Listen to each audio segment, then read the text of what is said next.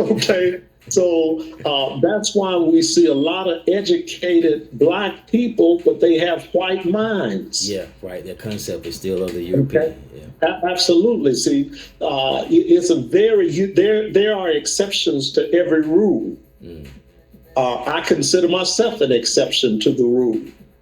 But that exception, when you find people that have done a lot of studying as it relates to European concepts, whether it be in psychology, whether it be in the practice of psychiatric practices, things of that nature, what they adopt are the principles of how the European think as opposed to the principles and the actions of how the African thinks.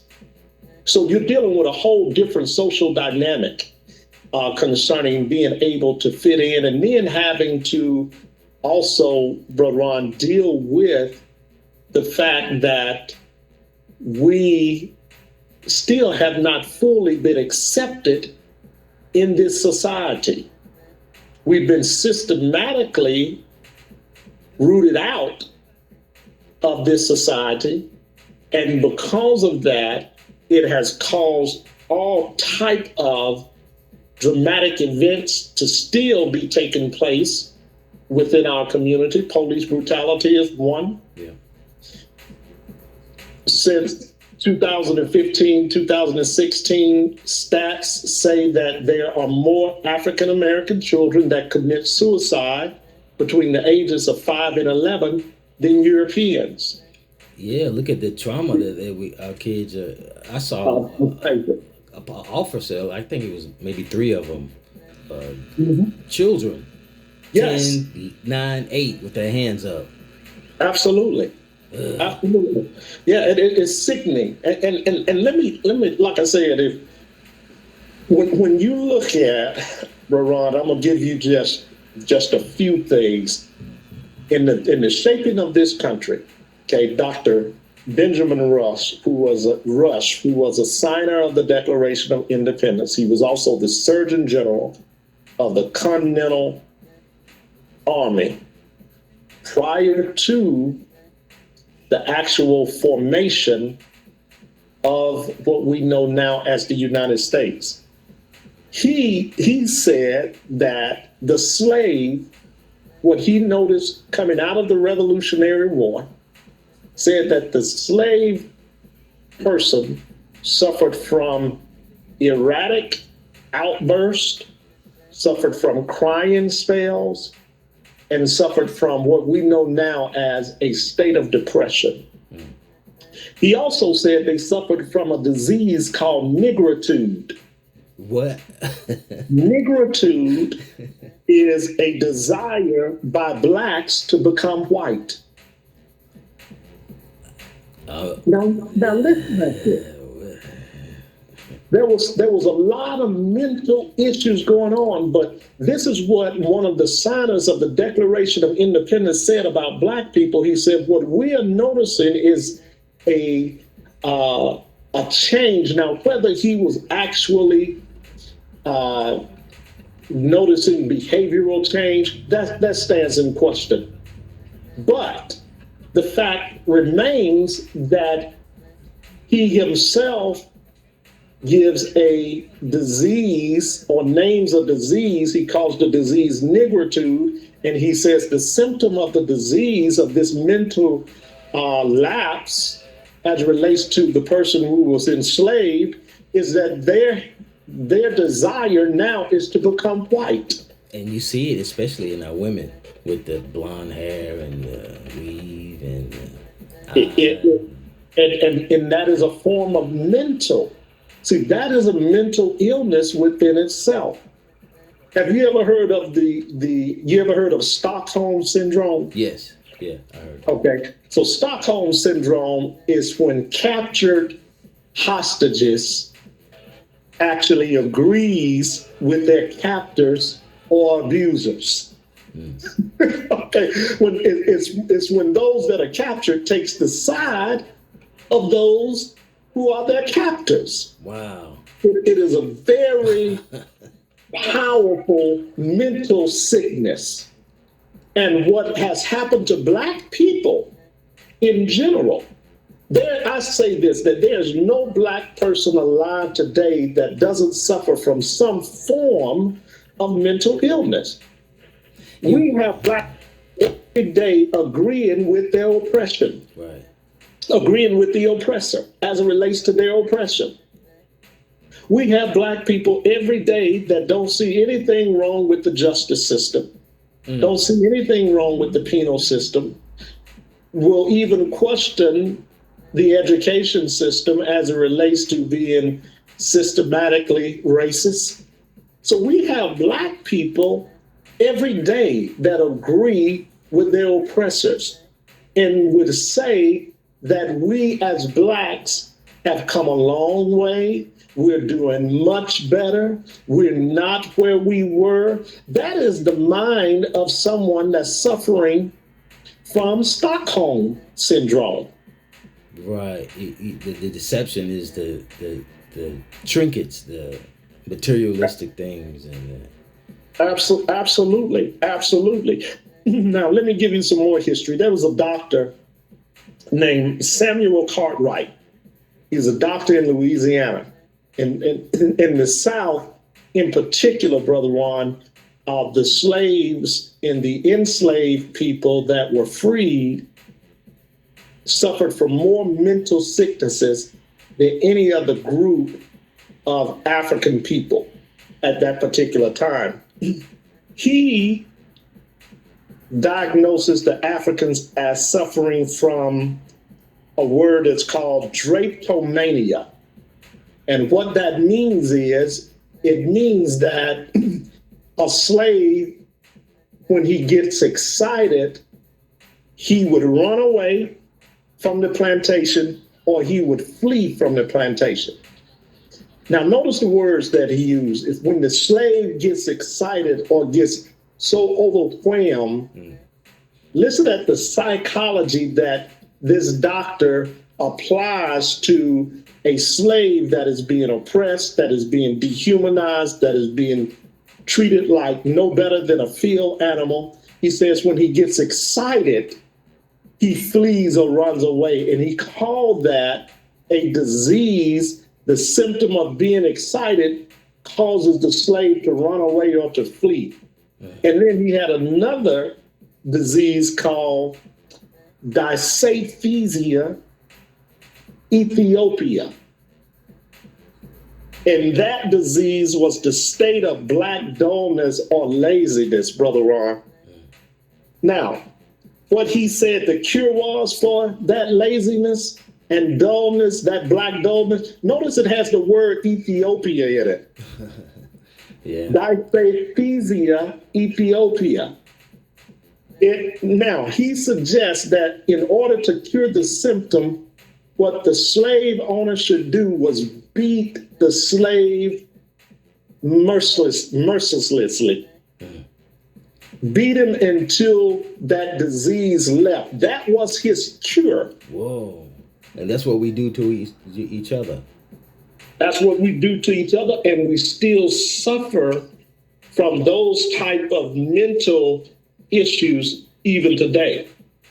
So when we look at some of the practices that were used, and we even today, Brother Ron, when we talk about the beatings and things like that, our people today practice the same type of discipline that the slave master did to us. So there's a difference between being disciplined by being beat and being disciplined in reference to getting a spanking or using other forms of discipline. Some of us beat our children. We become so angry, so frustrated at them that we even lose conscious awareness of what we're actually doing to the child, to the point to where we injured the child.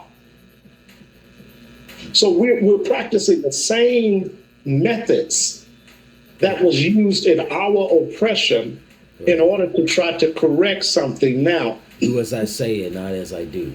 Absolutely. And when you go back, see, all of that is when you go back to pre-Civil War in the South, Brother Ron, most African people that were diagnosed with mental diseases, and a lot of them were children, had children between the ages of 5 and 12, they were actually put in jail, separated from their parents, okay, and then used as free labor up under what I call the rent-a-slave program. That's where the state would actually pay a certain amount to use a slave. Whoa, did you say rent a slave program? Rent a slave program. You said rent a slave program. Yeah. That's literally what it was. That's literally what it was. Where the corporations would use slaves, that's how your railroads got built in the South. Those railroad companies, the majority of the people that were used were black people that had been put in jail for no other reason than being black, but white Southerners said that they suffered from illnesses and suffered from mental illnesses. So a lot of black women also, Brother Ron, was put in jail based on them having or being diagnosed. The slave owners would diagnose them, or the doctors of the plantation would diagnose them with mental diseases. And it was used as a weapon. Mental illness was weaponized by the whites against the blacks. God. Yeah. To use us, again, it was a form of enslavement, a form of, there again, free labor, not ever considering the conditions that the slave had to deal with and the harsh treatment that the slaves went through that caused all type of mental issues to develop. Wow. So it's like if you don't recognize these scars, you in trouble. We in trouble. Absolutely. Absolutely. Absolutely. So we have to go back and really understand, what happened to us and what was the cause of some of the things that we have experienced. Why did our parents do certain things to us? Why do we do certain things to each other? Yep. You understand what I'm saying? Why is it that we are still so envious and jealous of one another? Yep. Why is it that we don't want to see one another get ahead? Or why is it that we still, within our own language and in our own mind, deal with each other as if we are slaves on a plantation? And that, so the mental illnesses is very prevalent. We're going through a pandemic right now. Yep. So there's a lot of time to think. There's a lot of time to regurgitate, some of the things that have happened to us in our past. So there's a lot of free time on a lot of black people's hand. Now they're getting to know their children. Yes, and I agree with that. A lot of them are getting to know their children.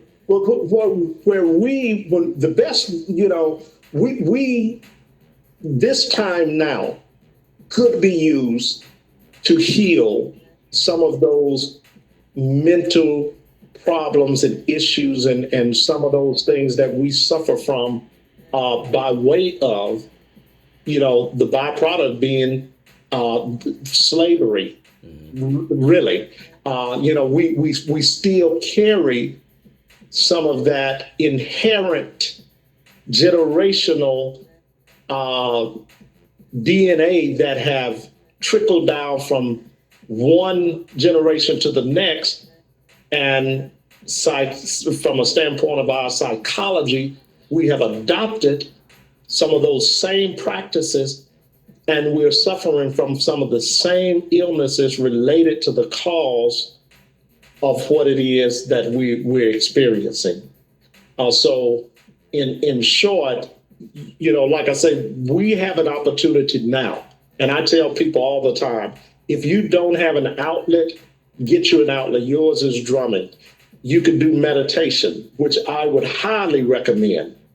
If it start at 15 minutes a day, right, where you start meditating, clearing your mind, clearing your thoughts, yoga, whether it's going to the gym, running, walking, but find some time to release, so that the body can release some of those traumas that you have experienced. And we all need that. When you read Dr. Joy DeGruy, a book, Post-Traumatic Slave Syndrome, she deals with that. And I'm grateful for the Queen Mother. She points out some issues to where we deal with each other still with the slave and the master relationship being intact, because we don't understand what happened to our foreparents. Yeah. See, like I said, we did the cause. What was the cause? Why? What is the cause of me having experienced what I experienced? What was the cause of my mom doing what she did, my dad doing what he did, my ex-wife doing what she did, my husband doing what he did? What was the cause? There's something else there besides what I can see. So we have to deal with all of those different dynamics, and then we have to also deal with the fact that society still looks at us a certain way. Society still look at Black people as being people that are dysfunctional just by nature, people that are barbaric by nature, people that are savage by nature. They look at, this is who these people are. They don't understand, or they do not make distinguishments concerning the mental illness. Right. You understand what I'm saying? Yeah. So they lump it all together, and they do that purposely. And that is to label us and to stereotype us into being an inferior people group. Because it sounds like they have been affected too by some things, because they created some of this.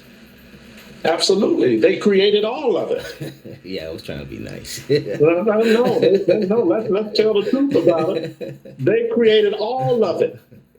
Now they may not want to acknowledge it, and then we'll have the black-faced, white mind Negroes to say that no, some of it was our fault. I can accept responsibility as it relates to some of our actions. But let's be clear, we did not create the system, nor did we bring ourselves over here, nor did we enslave ourselves, nor did we mistreat ourselves. All of those things were done as prerequisites to us being here under the authority of the colonialist. You understand what I'm saying? Right. So we have to, those are things that we have to realize.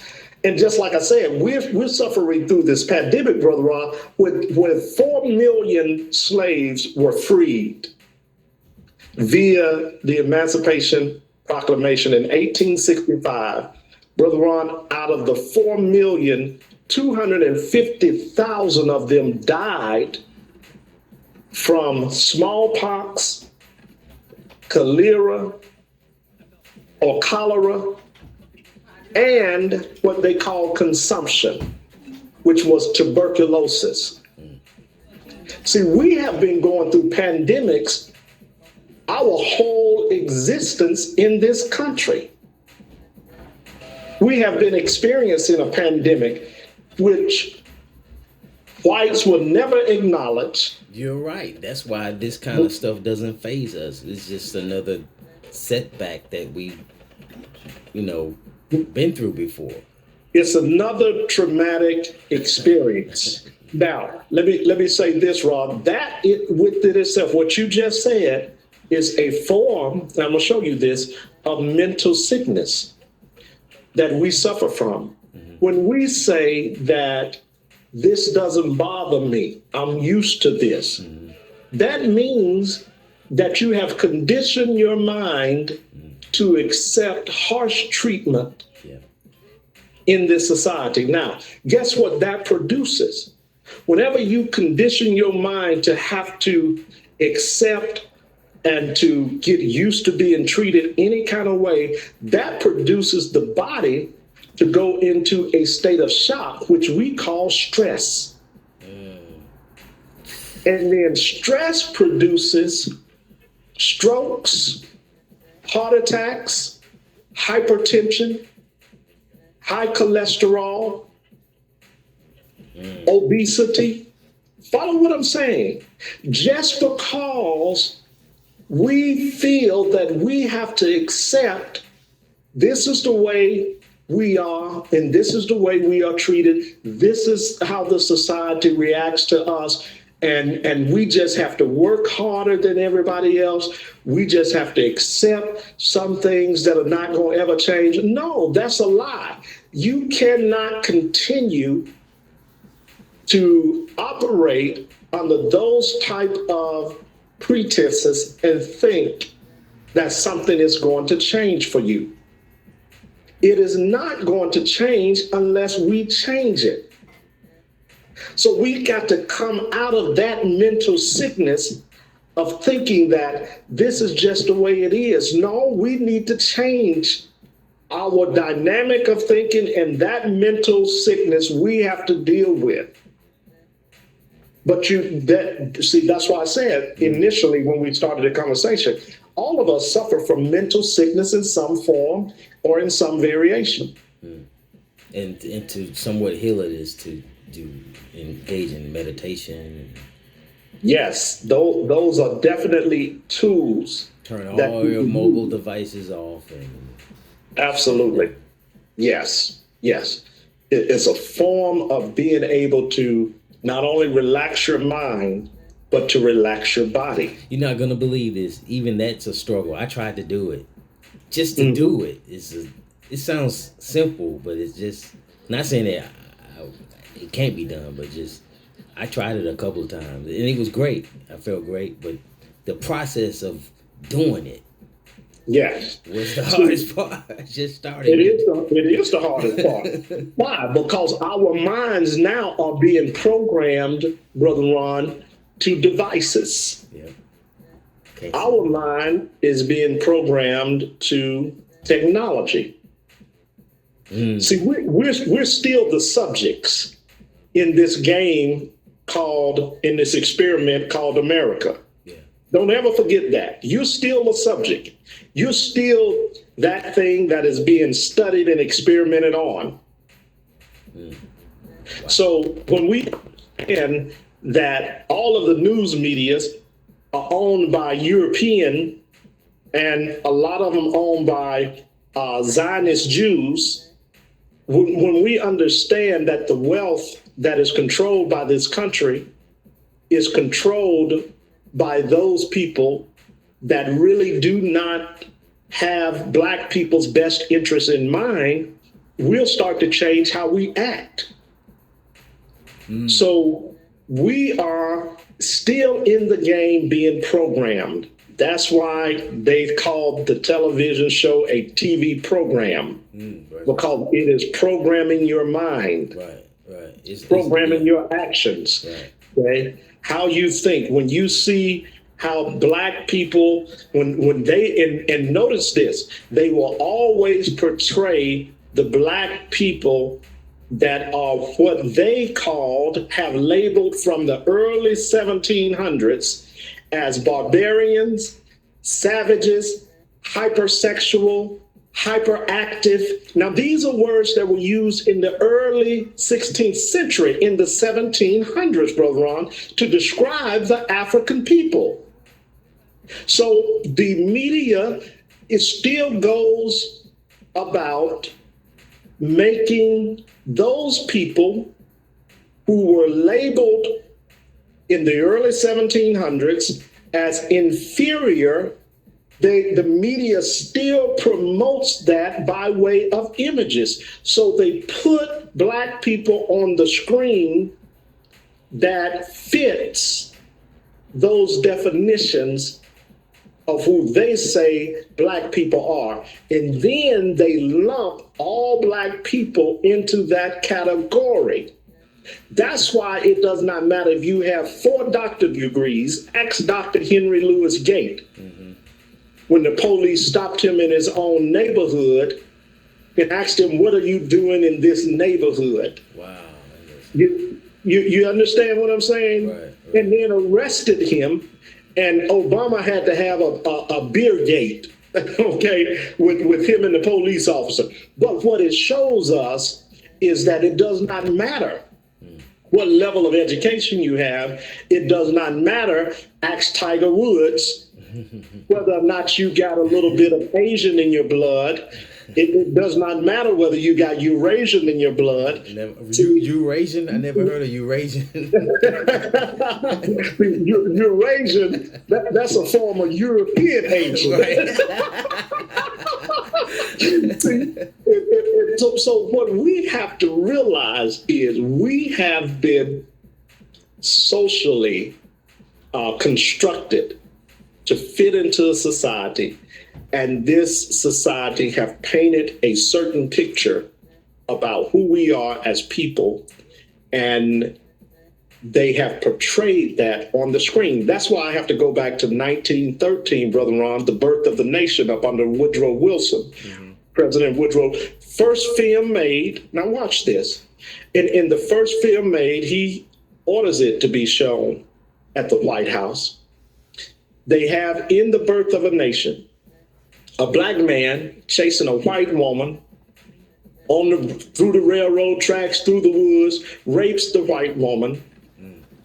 And then the Ku Klux Klan comes to the rescue of the white woman, hangs the Black man. You understand? The savior of the white female, which is, their daughters and their wives, is a terrorist organization that goes after a Black man that never touches the white woman, that's portrayed as a rapist.